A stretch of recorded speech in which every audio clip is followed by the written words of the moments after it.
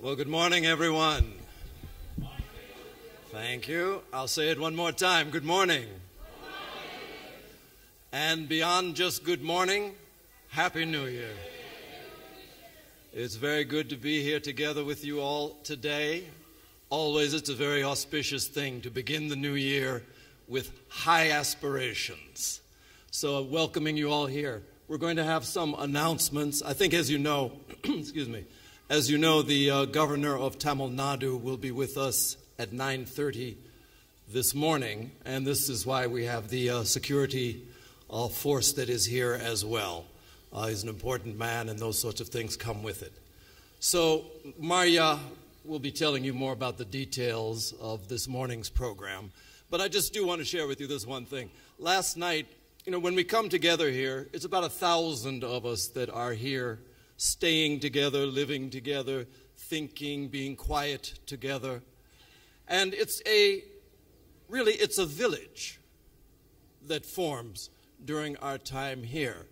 And year after year, the many things that occur in the life of any place, any community, also occur here.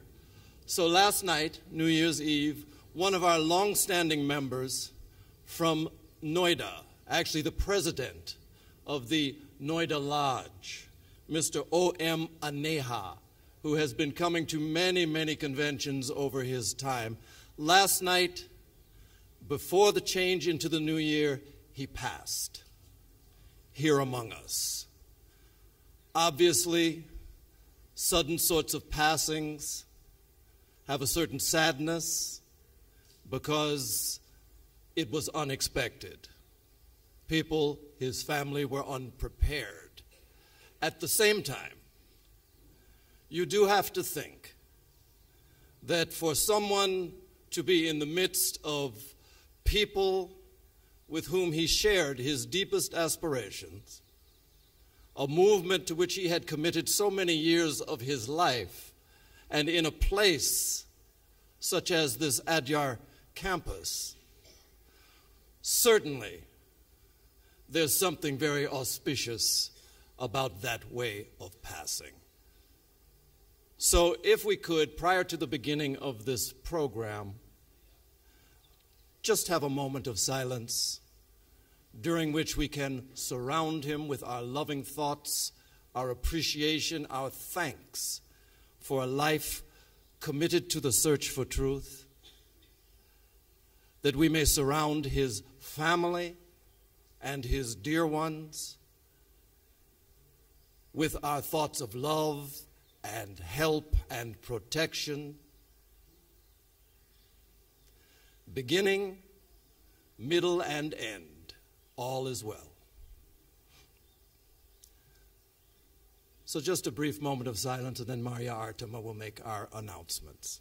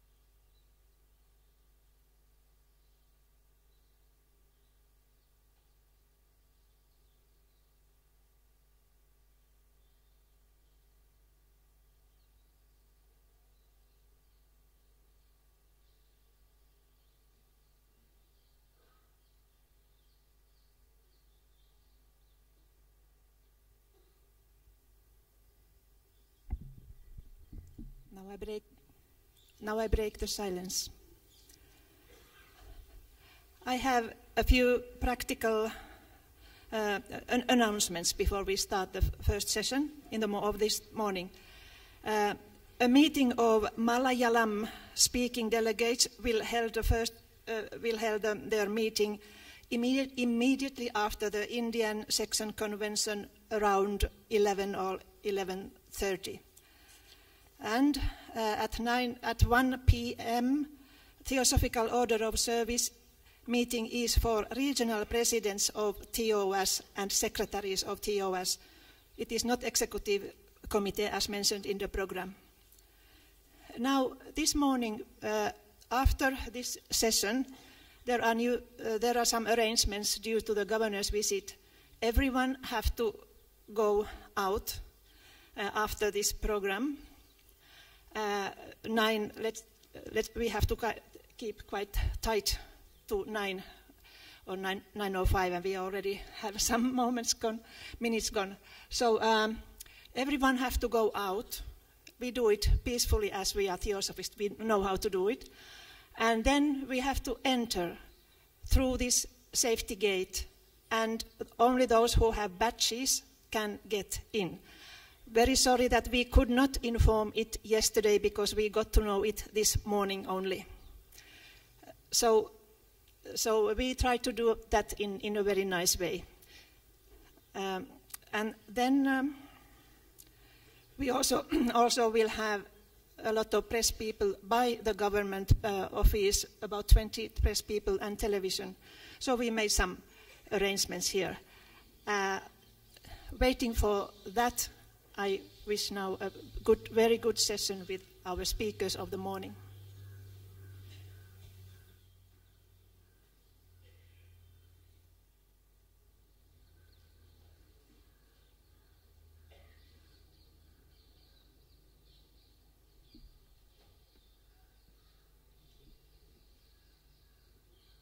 Everybody.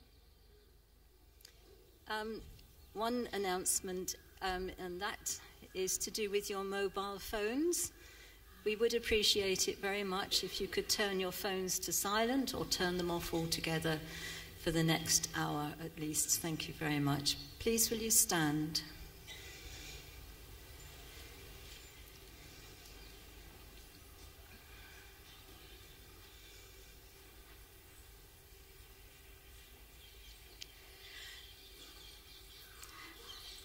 O hidden life, vibrant in every atom. O hidden light, shining in every creature. O hidden love, embracing all in oneness. May all who feel themselves one with thee know they are therefore one with every other.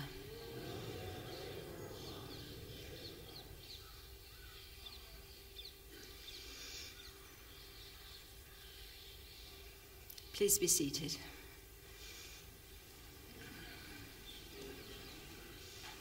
It is my pleasure this morning to introduce two speakers to you, and the first speaker is Dr. Deepa Padhi, who you know is the International Vice President. Dr. Padhi is a retired professor of philosophy and has written a book on ethical philosophy of the Bhagavad Gita. She joined the Theosophical Society in 1994 and is presently the secretary of the Deepa Lodge Bhubaneswar.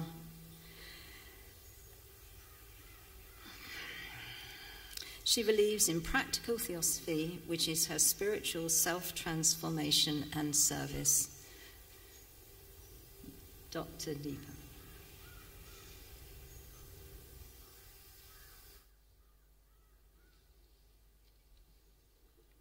Thanks, Jenny. International President, Mr. Tim Boyd, Chairperson of this session, Jenny Baker, my co-speaker, Jonathan Kolbert, brothers and sisters. A very, very happy New Year to each one of you. Well, I'm going to speak on looking within to reach out. And this is quite similar to the theme of this year's convention, that is, from teachings to insight, an altruistic heart. Well,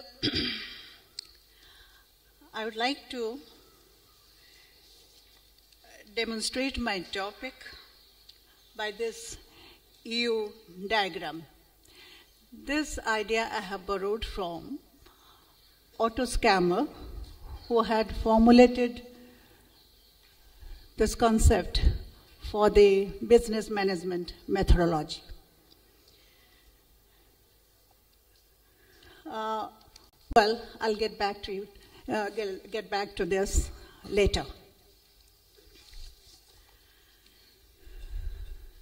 Looking within to reach out.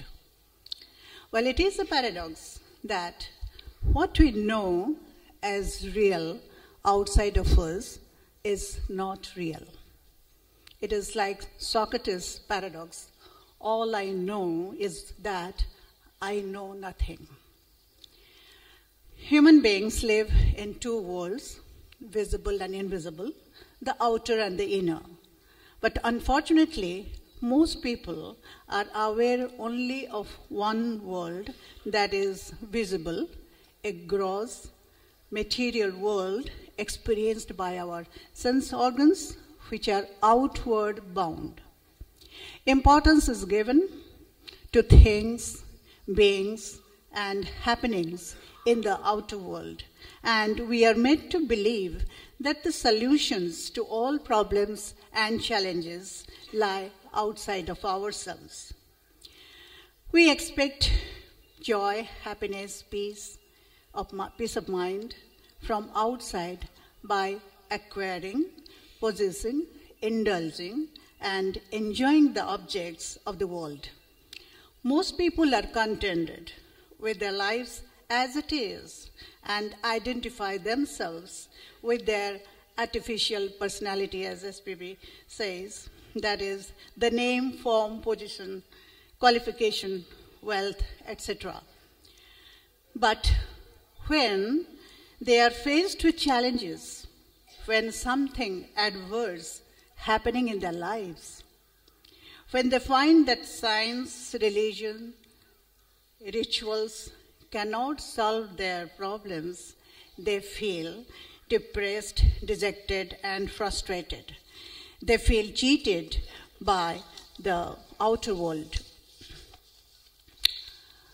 Well, our unhappiness, insecurity in the world are due to our erroneous and limited perception of ourselves and the world outside. Whatever has a boundary is limited. This piece of life, which we are living now, is limited as it has its physical boundary. But there is something within everyone of infinite nature that doesn't like the boundary and yearns to go beyond it. The physical body, which is finite and limited, belongs to me, but it is not me or I. The yearning to know the real I makes us look within in the inner world to search for our real identity. In fact, it is the native urge, the inherent urge within, we are not aware of, to know our true identity, for which no qualification is required, nor is the need to place oneself to any religious denomination. We just need to go inside of us. When the will to know the true self is intense, people look for some kind of spiritual guidance or a master who has already trodden the path. Madam H.P. Blavatsky has suggested 3 methods recognized as the 3 limbs of the theosophical life: study, meditation, and service. Study doesn't merely consist in acquisition of knowledge from books or lectures. One has to go beyond the written and spoken words into the level of insight.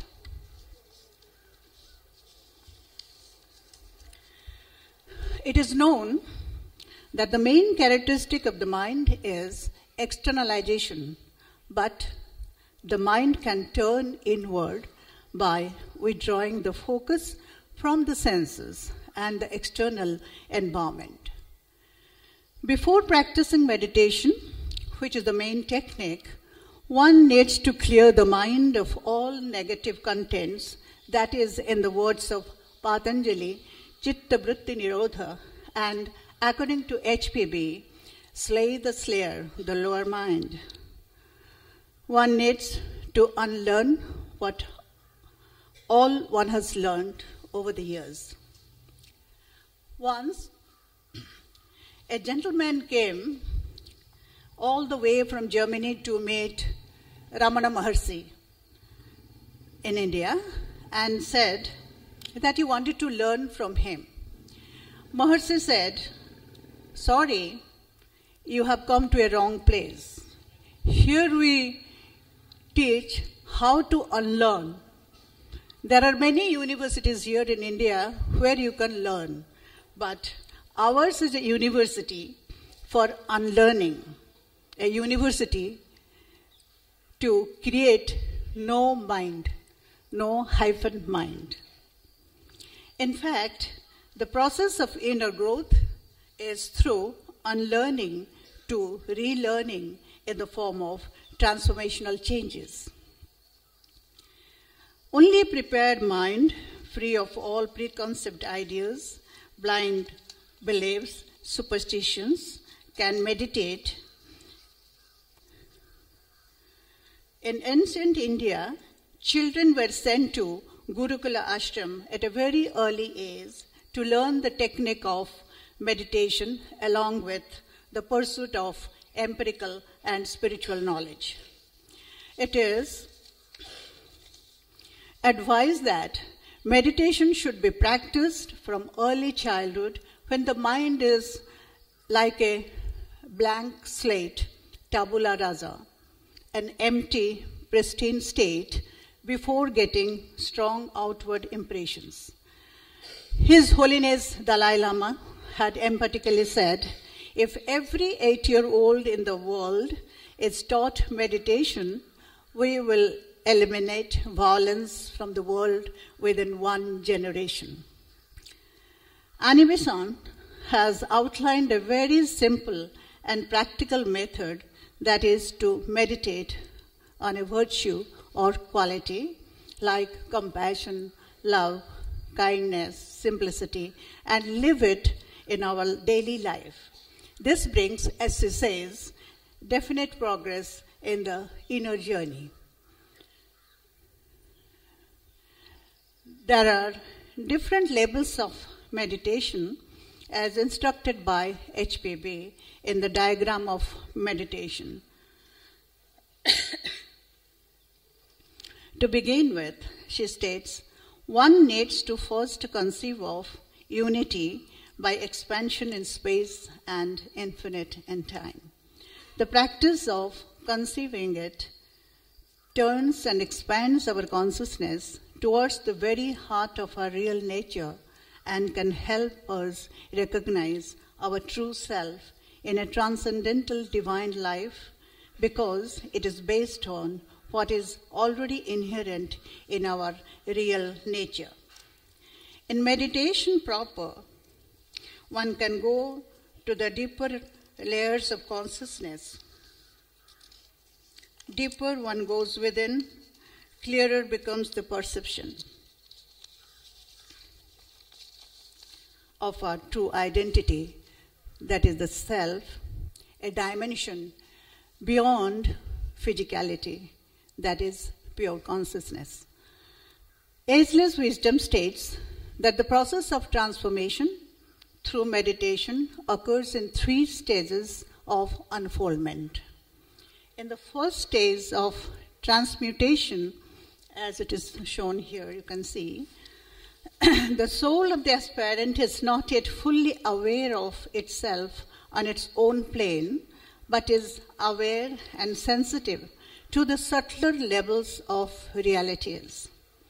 At this stage, creative people actively transmute the vital forces of their personalities into service, particularly for bringing changes and enhancing the lives of others. In the second stage, the material force and spiritual energy are mingled into one unit so that it can function smoothly, and the aspirant gets transformed into a vehicle to serve the purpose of the soul. In the final stage of transfiguration, the soul completes the process that began with the soul's awakening. Though the aspirant is in the human form, he transforms himself into an instrument of divine expression in the world to render service. It is the highest state which is attained by very few. Well, with this awakening, which is absolutely experiential, one undergoes a magnificent transformation like that of a caterpillar into a butterfly. In the words of Dr. Deepak Chopra, a scientist and a New Age thinker, when the consumption exceeds, I'm quoting him, when the consumption exceeds its metabolic needs, caterpillar starts to die. A gene which was lying dormant in the caterpillar wakes up as the butterfly, as a flight to freedom. Unquote. Similarly, there is a seed imperishable, bijam abhayam in Gita, as Gita says, that is hidden inside every human being. When there is a longing for freedom or expansion from within, it gets unfolded as the self, all-encompassing, all-embracing. Our limited, finite individual consciousness merges with the infinite consciousness like a wave settling down in the sea. Once the Indian mystic Ramakrishna Paramahansa was seen seated in a meditative posture in front of the idol of Kali in the temple and putting the flowers on his own head, which were meant for Kali, the goddess. When there is realization of oneness, there is no distinction of you and I, subject and object, worshipper and worshipped. Both become one, merged in consciousness. All great spiritual religious teachers, saints, adepts have gone through this process by looking within.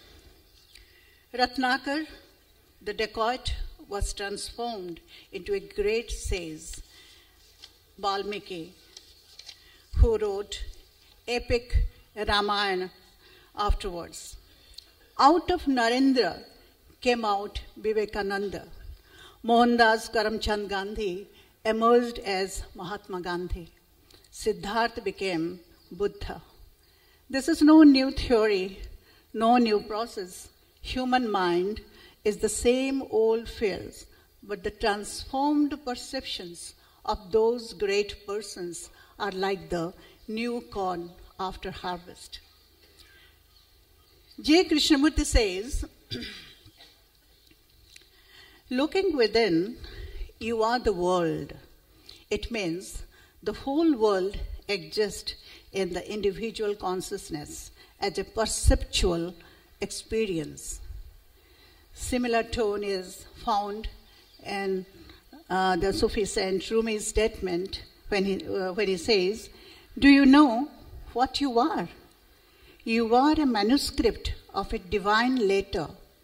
You are a mirror reflecting a noble face. Look inside yourself. Everything that you want, you are already that." One gets the experiential knowledge that the self or consciousness that is within me is the self that is within every being, within a beggar, a rich, a saint, a thief, a dog, a fly, and a plant as well. Ishavasya Upanishad declares that when the seeker has identified himself with all beings, that is, when he sees oneness everywhere, how can there be grief or delusion? Delusion, grief, fragmentation, separation are language of the outer world. At the circumference, there is division, diversity, multiplicity, but at the center, all is one. Well, the question may arise, is it necessary to look within in order to reach out? For a theosophist, the answer is yes, because the inner foundation needs to be strong to hold the outer weight. As Annie Besant states, it is impossible to help others till you have obtained some certainty of your own. If you want to lift a person out of stormy waters, your own feet must be on the rock. A theosophist is an altruist above all, says HPB. There are people who do a lot of charitable work and show compassion, but that may not always be one's real intent. There may be a hidden agenda behind what one does. But with the awakening of oneness from within, when the hands are extended to render service, it becomes purely selfless. In fact, the journey from looking within to reach out is a movement from selfishness to selflessness, from exclusiveness to inclusiveness. Once the individual is transformed, love, compassion, caring, generosity come spontaneously. Our growth, transformation that happen within is not self-centric but other-centric. A tree grows until it becomes huge to provide shelter whoever comes under it without discrimination. Flower exudes fragrance for others. As Annie Besant says, service as a challenging advice implies a shift from intellectualizing about it to feeling the reality of the action, a shift in consciousness, a soul-to-soul connection. Great masters, even after their liberation from the cycle of birth and death, choose to live in this world out of their own volition to serve and protect the suffering humanity with love and compassion. Therefore, it is essential for each one of us to look within for self-transformation, which is the need of the day, because the center, the heart, only connects us with one another, and that will establish the nucleus of universal brotherhood in the true sense.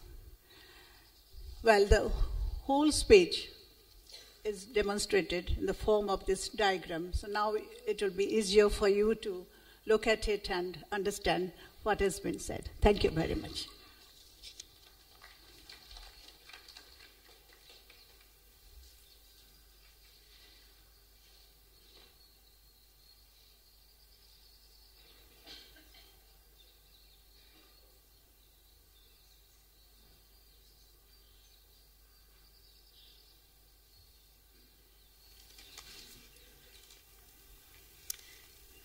On your behalf, I would like to thank our speaker for a very informative and quite inspiring talk about looking within ourselves to find oneness.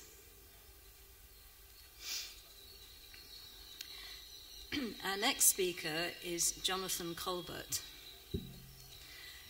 Jonathan is a member of the United Lodge of Theosophists in Santa Barbara, California. Jonathan was born into a theosophical family and grew up in a small mountain community near Los Angeles. At the Santa Barbara ULT, he regularly gives talks and answers questions on all theosophical subjects. Jonathan is currently serving as an interim ITC board member.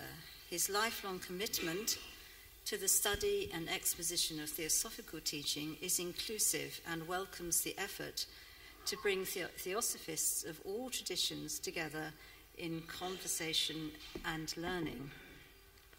The title of his talk is Meditation, Self-Study, and the Therapeutics of Speech. We welcome Jonathan.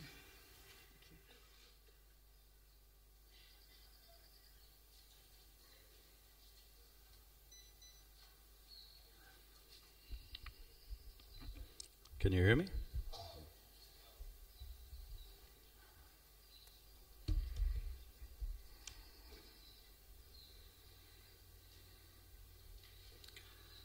Mr. President Tim Boyd, my esteemed colleague, Dr. Deepa Padhi, and all of you, my friends, brothers, and sisters.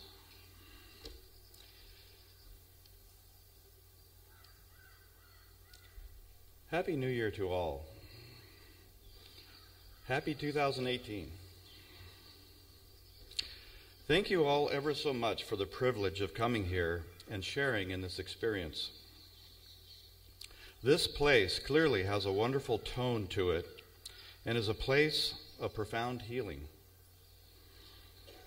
The title of this talk, Meditation, Self-Study, and the Therapeutics of Speech, has a bit of a fancy name. What we are calling attention to is the art of reaching within and above to express in our everyday lives the healing magic of speech. The therapeutics of speech, then, like all beneficent magic, is top-down. What got me thinking along these lines is when I first started reading Hermes, a theosophical journal edited by the late Raghavan Iyer from 1975 to 1989. In the inside of the front cover it says, quote, Hermes is consecrated to the sounding of the keynote of Brahmavak and the shedding of its pristine light on the path of spiritual self-regeneration in the service of humanity. There are, of course, many synonyms for theosophy: Theosophia, wisdom religion, Brahmavidya, and Gupta Vidya, to name but a few. But I have always been intrigued by the term Brahmavak as a synonym for theosophy. Brahmavak is the primordial latent sound and light in Parabrahm.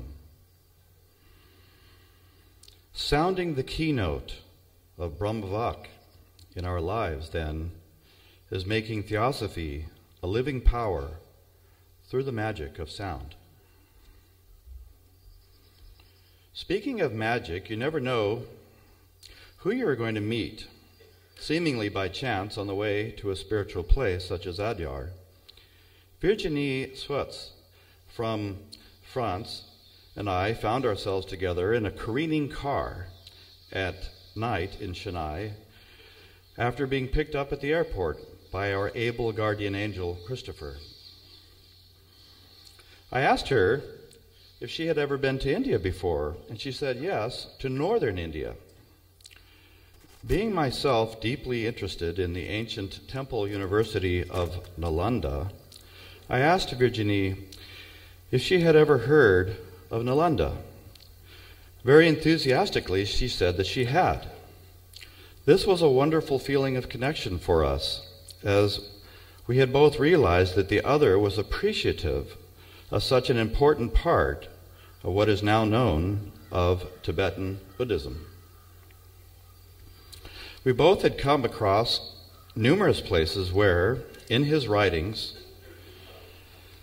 His Holiness, the Dalai Lama, had mentioned that if you want to understand the foundations of his philosophy, study what he calls the 17 Pundits of Nalanda.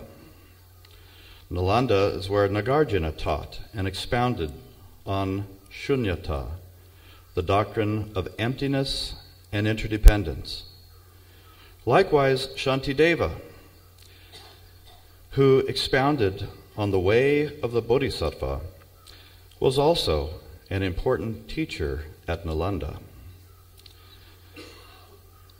The Dalai Lama is giving us a clue as to how we can ourselves be a little more like a Buddha of compassion by learning about, and more importantly, meditating on the deep foundations of Buddhist philosophy.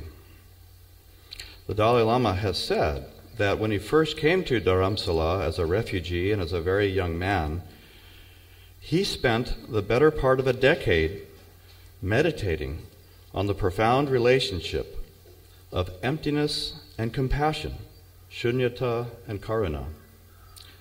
We understand that even to this day, when he awakens at 2:30 in the morning, this profoundly deep meditation is part of his practice. Think of the healing the Dalai Lama releases into the world through the power of meditation, self-study, and healing speech.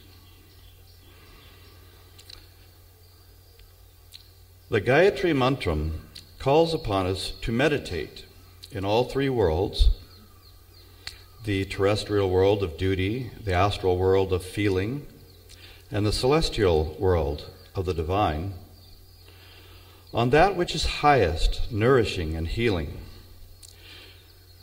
It is a basking in the splendor, brilliance, and excellence of this universal source. The invocation of the Gayatri Mantra is a prayer that all of humanity will become receptive to the divine healing of the invisible spiritual sun. A mantra is a collection of words which, when sounded, create certain vibrations in the air and in the ether. Words are powerful. Each one of them is alive. Each word is a living messenger. The surest proof of the godlike potency in each man or woman is his or her ability, through the sacred gift of speech, to invoke these living messengers that we call words, to create something that is truly magical. The use of words, depending upon one's motive, mental tonality, and quality of inner life, can be of tremendous help to our brother and sister human beings. As is pointed out by HPB in the Secret Doctrine, quote, "The word, verbum, or the speech of every man, quite unconsciously to himself, is a blessing or a curse," unquote. If the caliber of a civilization can be measured by how it uses words, how can we view our own society? We live in an information age, but alas, in a time of little real communication. Intimate, meaningful, beneficent speech, infused with loving kindness, like silence, is all too scarce. People paying magnanimous tribute to one another is almost unheard of nowadays. The full-throated celebration of the virtues of others, like my friend Jan Kind does in his online journal, Theosophy Forward, when he writes about the contributions of great theosophists to the theosophical movement, is a rarity. These kinds of tributes to great souls, hearkening back perhaps 1,000,000 years to golden age times of the Ramayana, serve to kindle a mini golden age, right here and now, in what we call the Kali Yuga. The beautiful thing about what Jan does is when he salutes exemplary theosophists, he doesn't much care which theosophical organization through which they have done their important work.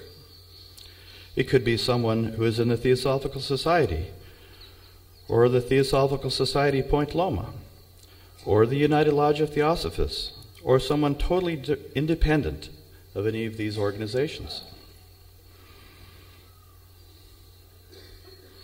Sensing there must be a deep mystery in the simple utterance of words, we ask, how might the true healing magic of the word be restored? How are we to become responsible trustees of the sacred gift of speech? Theosophically, words, especially the tonality in which they are spoken, have effects. What then of the causality that is behind our tonality of speech? Is there a way of tapping into the causal realm of our own natures, a realm that is behind the reactive and the compulsive, to a part of ourselves that is higher and prior to the bundle of skandhas that constitutes our personal nature?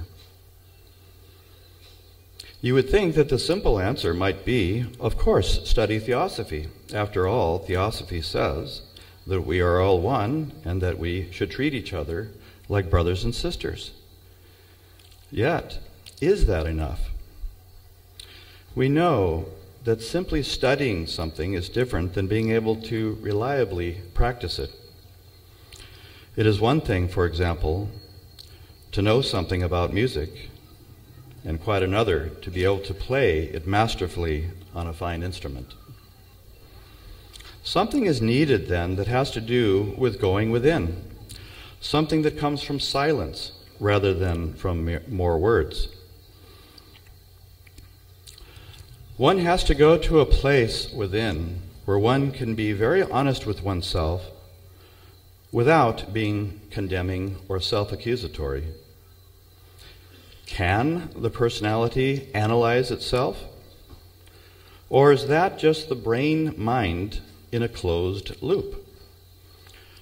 According to Patanjali, the way to get beyond the brain-mind bundle of tendencies in the personality is through meditation. Now, do certain phenomena occur within the brain when meditation occurs? Indeed they do. This has been demonstrated by brain scan imagery, for example, of certain Buddhist monks, both in meditation and in periods between meditations. However, according to Theosophy, something is going on in meditation that is also higher than and independent of the physical brain. Meditation is a stabilizing of consciousness within the practitioner, beginning with mindfulness and, at all stages, requiring mindfulness.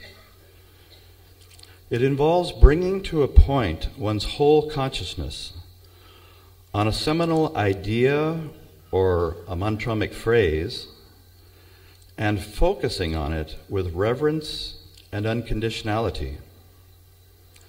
The point in the heart grows luminous, it says in one of the Upanishads. It is possible, by activation of the higher centers within, to penetrate to the hidden kernel of whatever subject or object we are contemplating.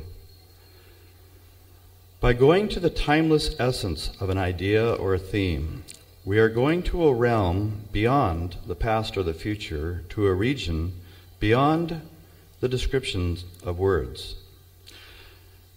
Less and less do we need to hold our minds to a seed idea, because we are now established within a meditative current, allowing consciousness to expand while staying in that nourishing current.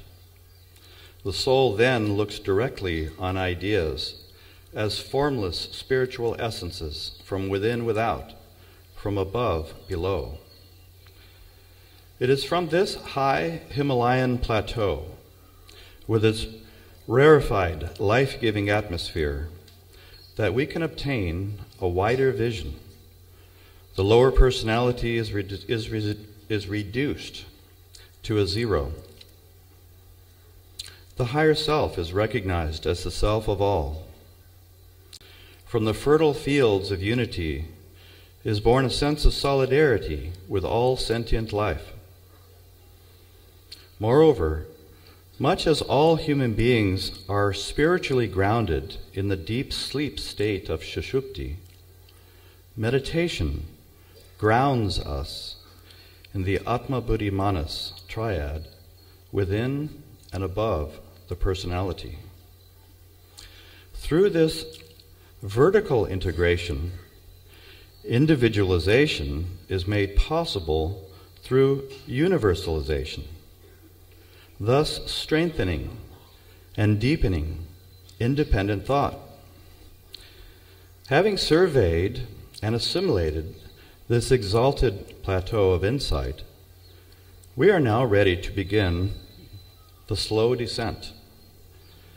It is in the descent, as many mountain climbers know, where some of the most difficult part of the journey takes place. It is at the stage of meticulous descent from the heights of meditation that we are the most capable of honest self-study, that is, from above below. We can see tendencies in our nature with clarity, compassion, and insight. We take ownership of our doubts, our incongruencies, our personal pride, etc. Knowing that the faults and foibles that we possess are part of the human condition, we are grateful to have such a clear perspective from this higher vantage point. We are truly in a position to put ourselves in the shoes of others. From this foundation of fearlessness, we can go into the dungeon of the psyche and seek out the demons. And, embracing the challenge, we have the strength to encounter them with courage. Our karma becomes our dharma.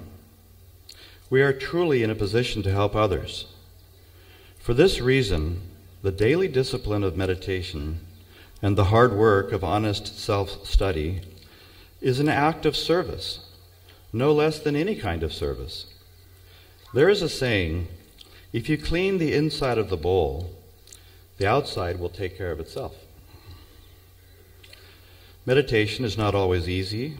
The minute we start doing it, we notice that the mind immediately starts to go off on a tangent. As Krishna says in the Bhagavad Gita, we need to simply put the mind back on our subject or object of focus. If we need to do this again and again, then that is okay.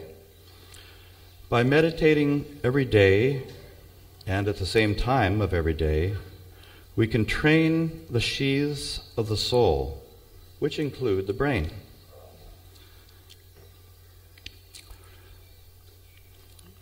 Through meditation and self-study, upon waking and at other points in the day, and over weeks and months, our line of life's meditation is enriched. As we become more established in this practice, a noticeable continuity of consciousness emerges, bringing about radical healing from above below. From the Krishna Christos within and above, down into the vestures below, thus healing the astral wear and tear of fragmented, compulsive consciousness. Sometimes we can notice this most in clear relief when, for whatever reason, our daily meditation and self-study is interrupted for a day or two or longer. We start to notice that something is missing. The hum of our consciousness isn't quite the same. But again, not to worry. The idea is to reestablish the current by making corrections and beginning again. Pythagoras taught that we should, quote, examine all things well, leaving thyself always to be guided by the understanding that comes from above, and that ought to hold the reins, unquote.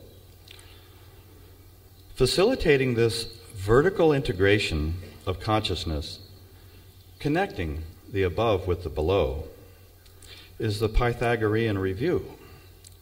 When preparing for sleep, recall the events of the day at least 3 times, he says. We can ask ourselves, what went well? What went wrong? And how could I have done better?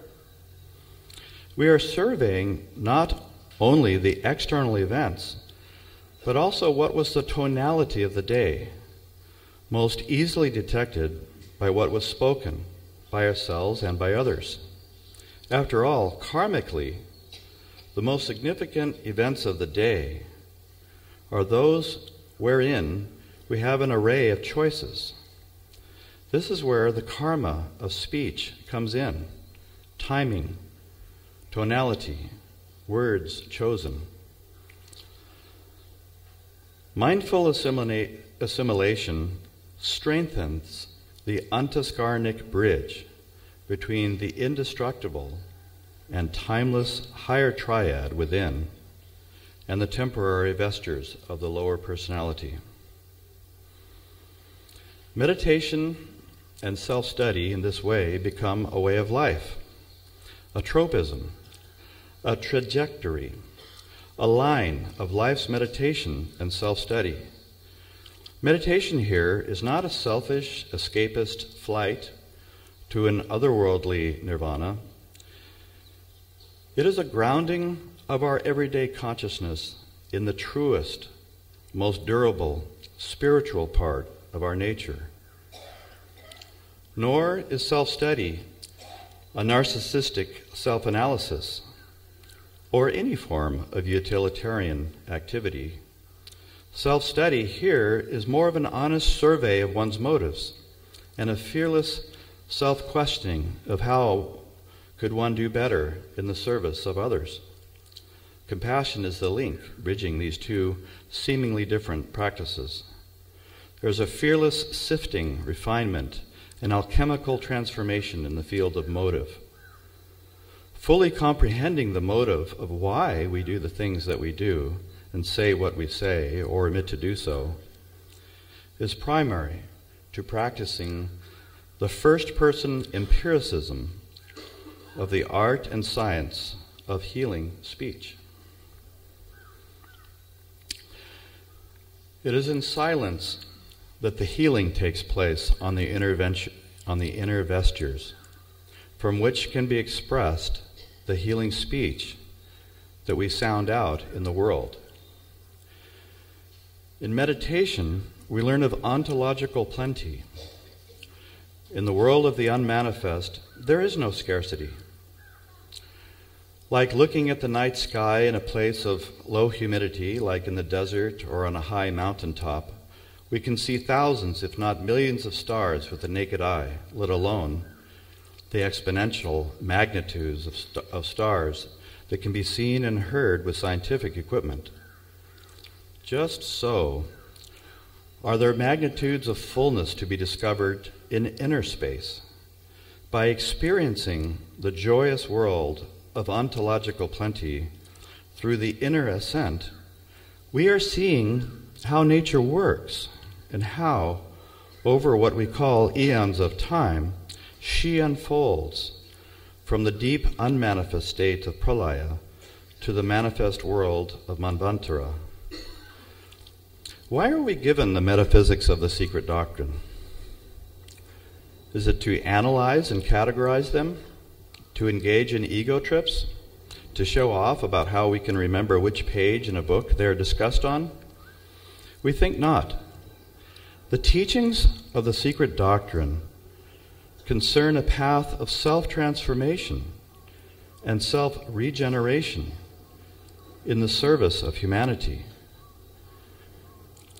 The mind needs depth and breadth and points to draw it towards the diamond soul.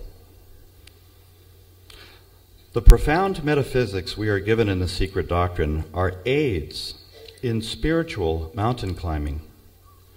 The teachings are not to be understood mechanically. They are to be applied universally through analogy and correspondence, the Ariadne's thread of intuition. By walking this inner path, a path of walking alone, but of gratitude in our hearts for the teachers, the teachings come alive. By establishing an inner life where we experience the joy of silence, we quickly see how being excessively talkative is a frittering away of precious energy. A positive reverence for silence, not just the absence of speech, is a deep well from which creative, healing speech can be drawn. Just as it is by fearlessly facing death that we can truly begin to live, so it is by becoming at home in the gestating potency of silence itself that each person can truly express the manifesting power of the verbum. Each word uttered becomes a healing messenger of hope and grace. The organ of speech is thus consecrated as a sacred instrument to dispense the regenerative therapeutic of a higher logos. Krishna resides in the heart of every man and woman. Each person offering a compassionate word of encouragement to a friend in need can convey the medicinal melodies of the flute of Krishna with noetic timing, precision, and beneficence.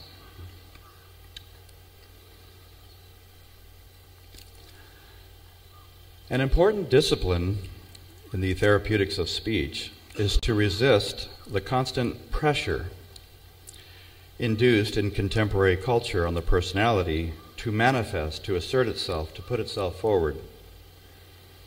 A subtle form of asceticism in speech, requiring an understanding of the potency of silence and of speech, is to resist the temptation to speak about something that is precious when it is still in a tender stage of development. What should an adult do, for example, if he or she is able to discern something precious or even spiritual, perhaps a quality of what we might call theosophical genius, in his or her own child, or in the child of a fellow student of theosophy? By a sage-like silence, we can protect the child's natural growth as he or she develops the strength needed to perform his or her natural spiritual dharma in the world. Conversely, when we speak unnecessarily about a child's developing spiritual genius, we could bring about, through the precipitating power of the spoken word, unseen, detrimental forces around that child, what the voice of the silence refers to as the jealous lamayan of empty space. Nonviolent speech comes from a place of profound appreciation, knowledge, and wisdom regarding ends and means. Mohandas K. Gandhi was particularly attuned to thinking through questions of ends and means. What are my ends? What am I trying to achieve? And of critical importance, are the means I wish to employ in order to achieve those ends consistent with the end in view?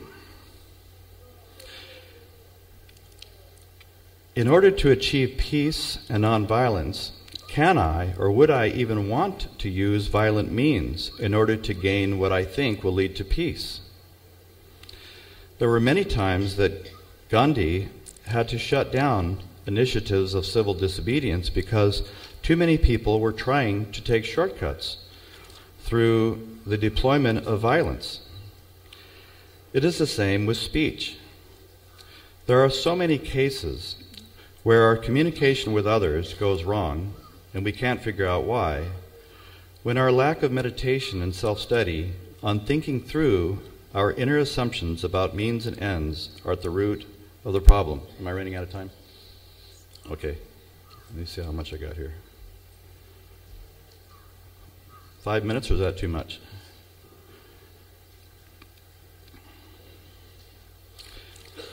Even as students of theosophy, it is easy to forget about the sheer power of the spoken word. Theosophically, space is not empty. There is fullness in the seeming void. The theosophical term, borrowed from Indian wisdom for the living spiritual dimensions of space, is akasha. HPB refers to the living atoms of akasha as the little lives, also as elementals. Like the depths of a great and living ocean, the akasha is teeming with shoals, schools, and living currents of elementals. Not only do elementals live in and embody the essences of the air, water, fire, and earth, they are classified according to the preponderance within them of the three gunas, sattva, rajas, and tamas. Although they exist at a rudimentary level of consciousness, they are powerfully energized by the power of human thought.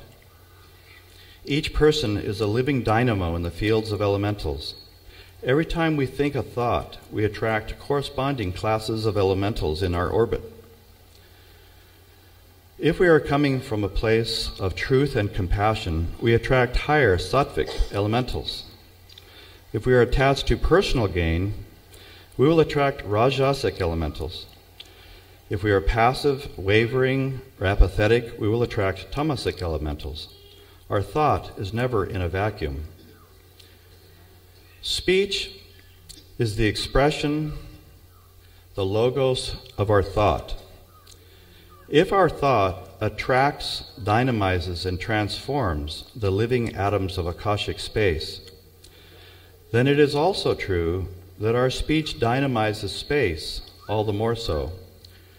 Pervading the entire universe is a single homogeneous resonance. Call it the word, logos, verbum, vak, call it sound, call it tone, or call it nada brahma, divine resonance.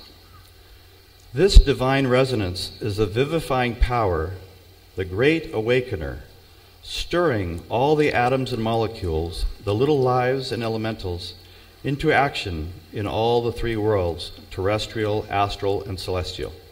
10 seconds. The whole evolution of matter, from the invisible to the visible, depends upon sound. Sound is what makes it all happen. Think of what the implication of this is in our speech, especially in relation to deliberate speech, to speech deeply rooted in meditation and self-study. Call it, if you will, the therapeutics of noetic speech, from above below, in the service of humanity. Thank you.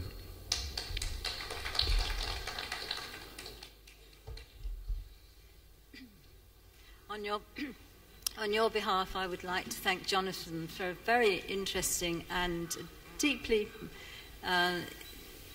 profound talk which he's given to you today. I will now hand you over to Maria, who I'm sure has got something to tell you. Thank you very much. Thank you. Good news is that you don't have to go out and come back. But if you go out, well, yes, you can. We have some persons who say that, yes, you are a member if you need to go. But let's not make a very big fuss going there. If you can stay, that would be fine. So now we make a little arrangements. here and you can enjoy meanwhile yourself.